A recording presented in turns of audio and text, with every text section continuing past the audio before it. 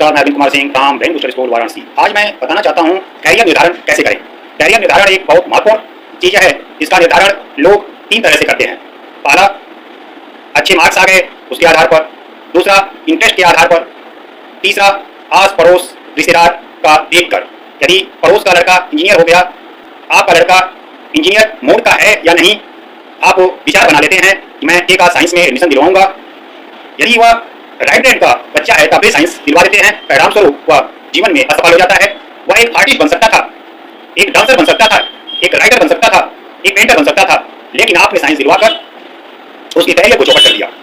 तो कैरियर का निर्धारण ना तो इंटरेस्ट के आधार पर किया जा सकता है, ना मार्क्स के आधार पर किया जा सकता है, ना ही आस पड़ोस का सुनकर देख कर किया जा सकता है। इसके लिए एक कैरियर काउंसलर से संपर्क करें, बच्चे के ब्रेन के नेचर को समझें, उसका टेस्ट करवाएं, इनबॉर्न टैलेंट को जानें, उसके आधार पर उसका कैरियर निर्धारण करें तो बच्चा कम मेहनत कर जीवन में सफल हो सकता है, जीवन में खुशहाल रहेगा, नाम करेगा, आपका नाम करेगा, घर का नाम करेगा, जिला का नाम करेगा और देश का नाम करेगा, कुछ अच्छा काम करेगा।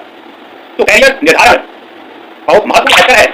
लोग 3 चीज सोचते हैं कि मुझे पता है, जबकि तीनों चीज पता नहीं होता। पहला, भोजन। किसी से कहिए कि चलिए मैं भोजन के बारे में बताता हूँ, तो लोग कहेंगे मैं भोजन के बारे में जानता हूँ, बहुत अच्छा खाता हूँ।